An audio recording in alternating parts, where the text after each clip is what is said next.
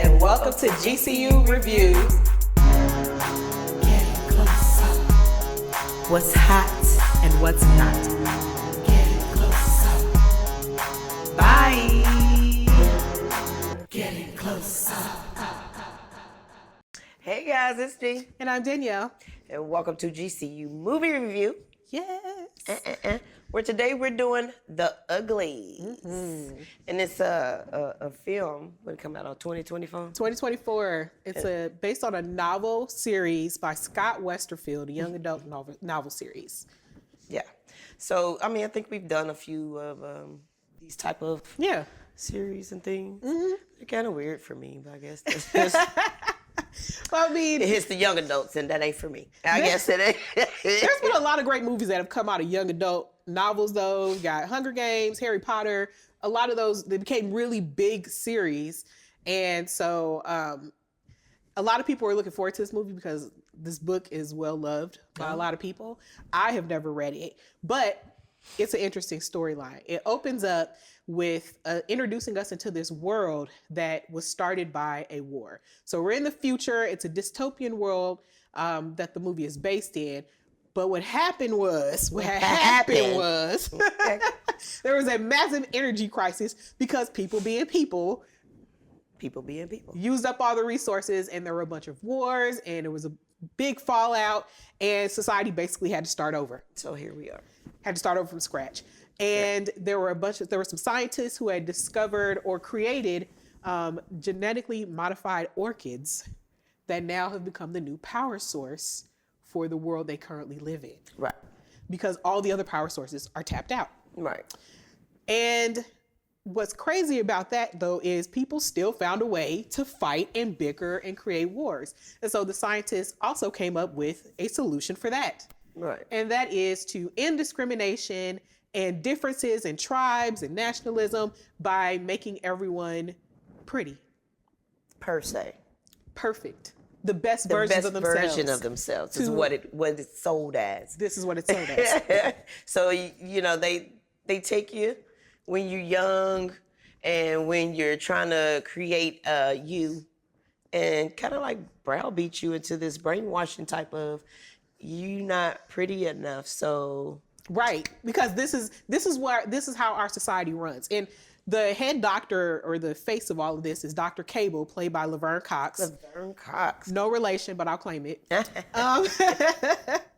She is the face of all of this. And so when you are 16 years old, you automatically get this surgery.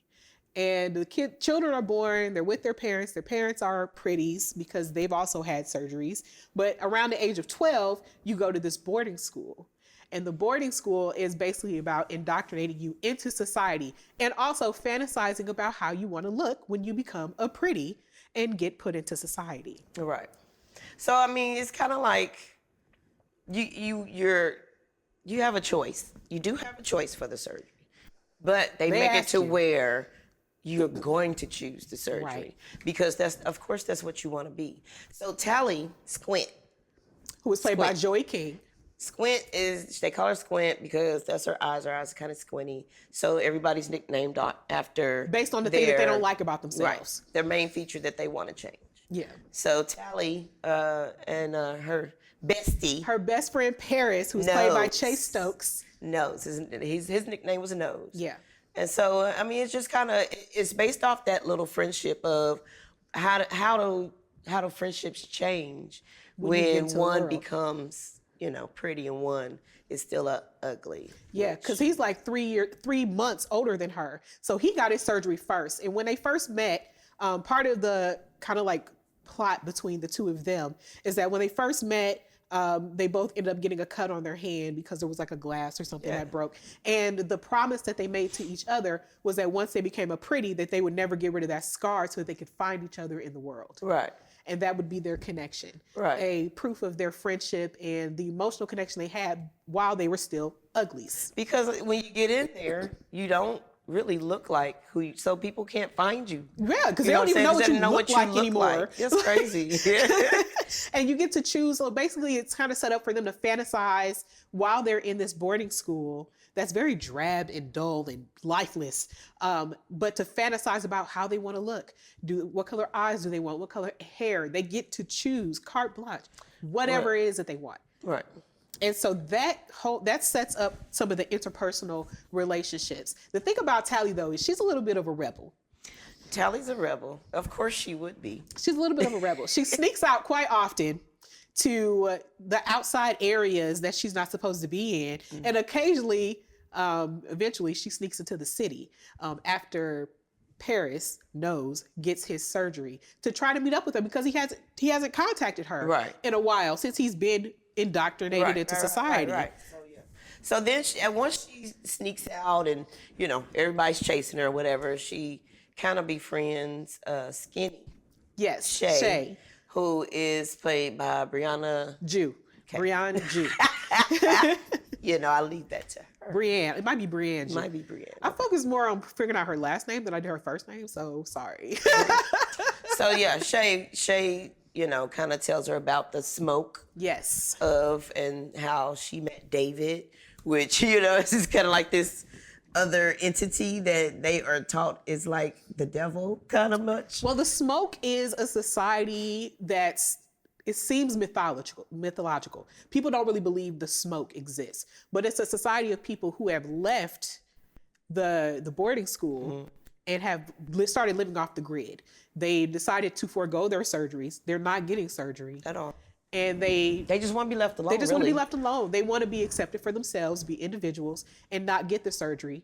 And they've gone off to live in the world. Now, again, going back to the fact that they've been told that the world is utterly destroyed and unlivable. Right. There's nothing green. There's no way that anybody can survive outside of being in this society. Right. Because everything's ruined out there. But there are people who have found out that that's not the truth. And they are living out there in growing fields and having their own food. Because inside the society, you have like pill food. Yeah. They don't even know what real food tastes like. You have pill everything. Yeah. Pill toothbrush, you just take a pill for everything. And that's just nasty.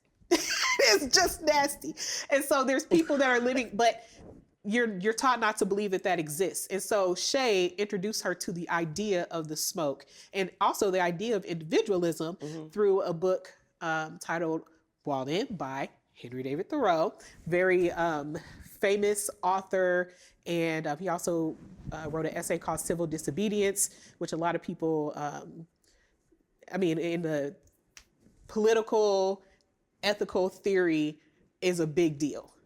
Like a lot of people are very familiar with that. Okay. But a lot of the themes from his book, which is about living naturally and living out in the woods and surviving. Dr. Sadie. Kind of, but he's way before him. Break it down for me. Make it simple. Way, way, way before him. Yeah, what I'm gonna say. Make it simple for me. But yes, pretty much. So those ideas are kind of being proliferated, but it's illegal. Like this book is being passed around almost like it's contraband. Right. Because they're not supposed to have it. They're not allowed to read. They're not allowed to get in touch with what society was before this all happened. Right. So, of course, they are told this is not true. But Shay said, I'm going. She said she's going. You go with me, girl. Right. But I'm going. And here's the instructions just in case you want to come. And Tally doesn't want to. Tally doesn't want to. However, they really caught her. Like Dr. Cable called her and was like, hey, if you want your surgery, you'll go and infiltrate these people and bring them back, and so we can destroy them. And Dr. Cable also tells Tally that the people at the smoke have a weapon and they want to destroy the way that they all live and wants to ruin everything. And of course, Tally, being indoctrinated into the society, is like, okay, it's fine if Shay doesn't want the surgery, but don't destroy our world. I want my surgery. I want to see my parents again. I want to be pretty. So she infiltrates this world and she meets the mythological David, played by Keith Powers. Yes. Which we were both trying to figure out, where do we know him from? Well, I was knocking. I done put this boy in all kind of series and all kind of movies, honey. I was trying to, where did I know him from? New Edition. New Edition. Ronnie, Bobby, Ricky, and Mike. He was Ronnie. And I was like, Oh my gosh, you were right. Took me forever to figure that out. Oh my God. We was like knocking our heads together. Like, but I'm glad they ain't touched that young man because he is a beautiful young man. He's very handsome. And so you meet the other young people who are all kind of rebelling against the world that they used to live in. And you meet them all and they just decided not to get the surgery and they've been living a good life, growing their own plants and food. And David never lived in society. His parents were also He was doctors. born in the smoke. He was born in the smoke. Yeah. And his parents used to work with Dr. Cable. So they know how all of this stuff works. And they found out that they were also inflicting brain damage on people when they did the surgery. Right. So it's really about the struggle of that and the relationships, the interpersonal relationships, and how this clash of worlds and a decision that Tally has to make about choosing a side. Right. So for you, what was the part that was like stood out to you? I didn't really start enjoying it till, they got to the smoke. Yeah. Because, I like reality a little bit more.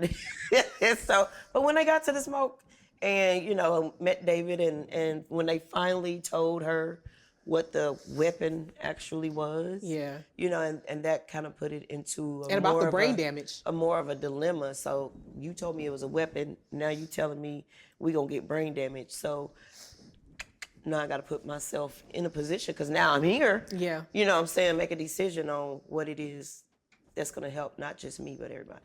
Yeah. And for me, I really, it's going to be a sequel because this is a series of books, but like how they tried to wrap it up, I feel like that part was rushed. They had to focus on the relationships because that's a big part of the story, but they kind of rushed how to get to the part that sets up wherever this next movie is going to land. So definitely check that out, you guys. I don't want to give away the complete ending of it.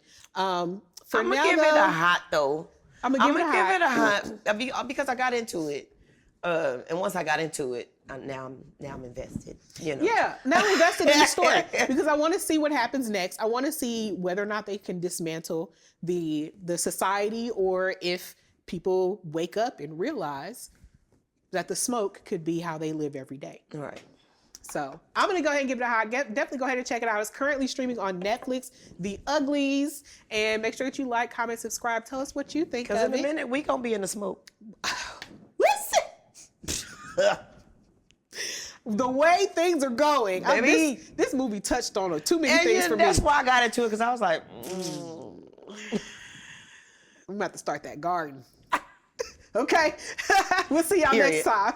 Bye. And welcome to GCU Reviews. Getting closer. What's hot and what's not. Getting closer. Bye. Getting closer.